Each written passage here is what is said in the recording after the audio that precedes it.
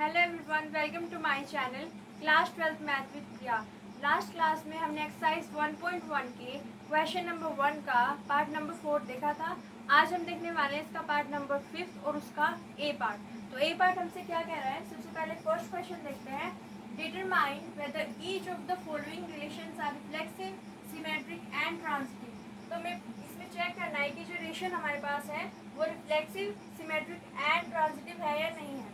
Fifth part है इसका, relation R in the set A of women being in a town.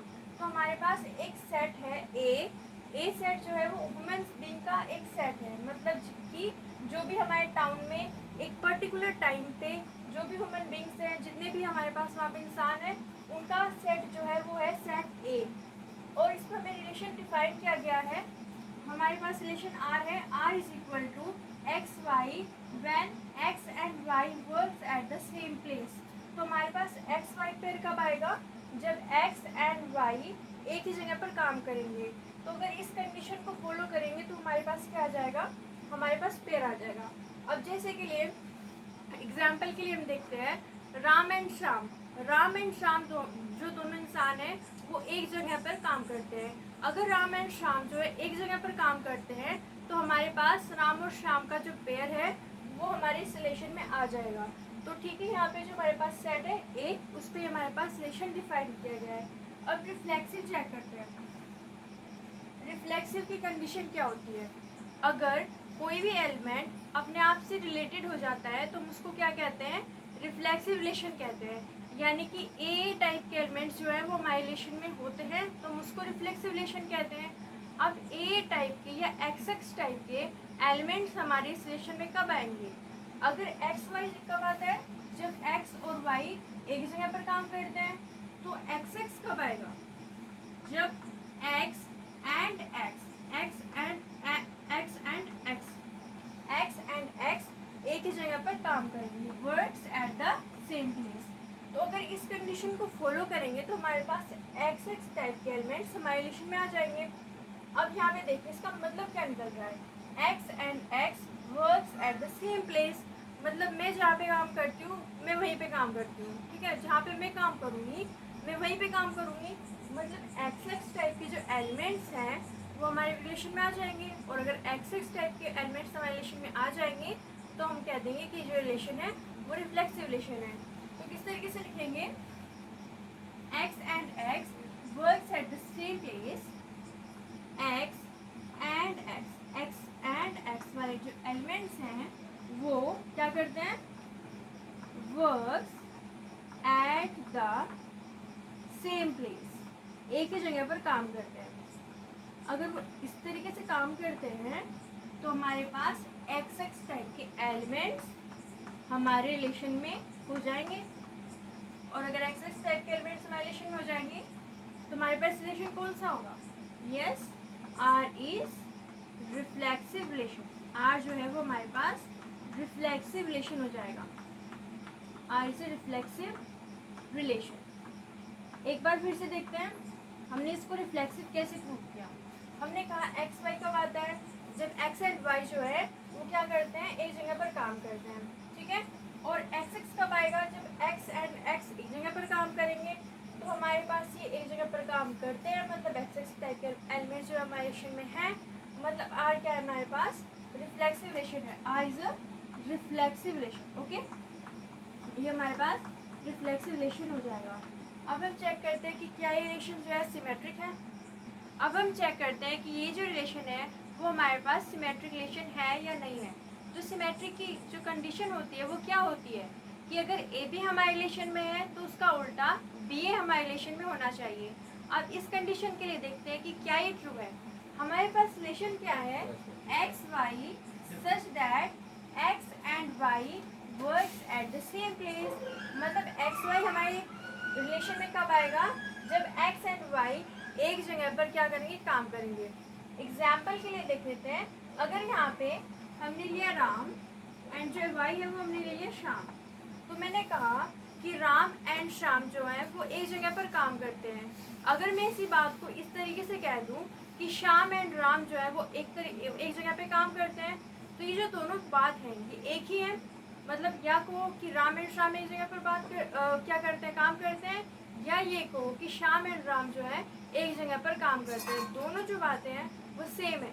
तो हम अगर इस तरीके से कहते हैं कि X and Y works at the same place, ठीक है, एक्स वाई हमारे पास पे रिलेशन में होगा, एक्स वाई पे हमारे रिलेशन में होगा। इसका मतलब क्या है, इसका मतलब ये है हमारे पास कि X and Y works at the same place. इसका मतलब ये इस कंडीशन के according at the same place. अब इसी बात को हम इस तरीके से भी लिख सकते हैं कि y and x works at the same place. अगर राम श्याम एक जगह काम करते हैं तो श्याम और राम भी एक जगह काम करते हैं। तो इसको हमने लिख दिया y and x works at the same place. ये दोनों बात जो है वो एक जैसी है, एट द सेम प्लेस। अब अगर यहाँ पे एक्स वाई आता है, जब एक्स एंड वाई एक जगह पर काम करते हैं, यहाँ पे हमने कहा वाई एक्स एक जगह पर काम करते हैं, तो हमारे पास पेयर कौन सा आएगा, वाई एक्स आएगा। एक्स वाई है तो एक्स वाई पेयर आता है, वाई एक्स है तो हमारे पास कौन सा पेयर आएगा, वाई एक्स पेयर आएगा। अगर वाई एक्स पेयर हमारे पास है, हमारे रिलेशन में एक्स वाई है, वाई एक्स है, तो हम कह देंगे कि जो आर है, जो हमारे पास रिलेशन है, वो सिमेट्रिक रिलेशन है। So R is symmetric relation. R is symmetric relation. R हमारे पास क्या है, एक सिमेट्रिक रिलेशन है। एक बार फिर से देखते हैं। हमने कहा एक्स वाई हमारे रिलेशन में है, इसका मतलब क्या है, X and Y works at the same place. इस बात को हम इस तरीके से भी लिख सकते हैं कि Y and X works at the same place. अगर ये हमारे पास है, इस कंडीशन के अकॉर्डिंग हमारे पास पेयर कौन सा होगा, वाई एक्स होगा। अगर एक्स वाई है, वाई एक्स है, तो हम क्या कह देंगे, जो हमारा रिलेशन है वो क्या है, सिमेट्रिक है। अब हम चेक करेंगे कि क्या ये ट्रांजिटिव है। अब हम चेक करते हैं कि ये जो रिलेशन है वो ट्रांजिटिव है या नहीं है। तो ट्रांजिटिव की कंडीशन क्या होती है, अगर ए भी हमारे रिलेशन में है, बी सी हमारे रिलेशन में है, तो हमारे रिलेशन में ए सी होना चाहिए। तो हम क्या कह देंगे कि हमारा रिलेशन ट्रांजिटिव है। अब इस कंडीशन के लिए देखते हैं कि क्या ये कंडीशन जो है वो फुलफिल कर रहा है। एग्जाम्पल ये देख लेते हैं। हमारे पास एक पेयर है राम एंड श्याम का, मतलब राम और श्याम जो है एक जगह पर काम करते हैं। अब हमारे पास एक और पेयर है श्याम एंड गोपाल का, मतलब श्याम एंड गोपाल जो है वो एक जगह पर काम करते हैं। अगर राम और श्याम एक जगह काम करते हैं, श्याम और गोपाल भी एक जगह काम करते हैं, तो हम ये कह सकते हैं कि राम और गोपाल भी एक जगह काम करते हैं, बिल्कुल कह सकते हैं। तो हम कहेंगे कि ट्रांजिटिव रिलेशन है। हम इसको प्रूव कैसे करेंगे, तो प्रूव करने के लिए हम कहेंगे कि हमारे पास कोई एक्स वाई रिलेशन है, जिस तरीके से हमने राम एंड श्याम वाला लिया था। अगर वो एक्स वाई रिलेशन हमारे रिलेशन में है, ठीक है, तो इस कंडीशन के अकॉर्डिंग हम उसको लिख देंगे कि X and Y works at the same place. जैसे राम एंड श्याम जो हमारे पास है, तो मतलब राम एंड श्याम जो है वो एक जगह पर काम करते हैं। So X and Y works at the same place, इस कंडीशन के according at the same place. अब देखिए यहाँ पे दूसरी कंडीशन को लेते हैं। हम ले रहे हैं कि यहाँ पे y एंड z, जैसे श्याम एंड गोपाल। तो y एंड z अगर हमारे रिलेशन में है, तो हम क्या कह देंगे कि y एंड z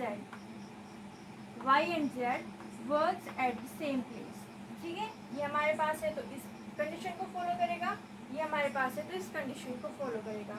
अब इन दोनों से आप देखिए हम क्या रिजल्ट निकाल सकते हैं कि जो x एंड z है वो भी एक जगह पर काम करेंगे।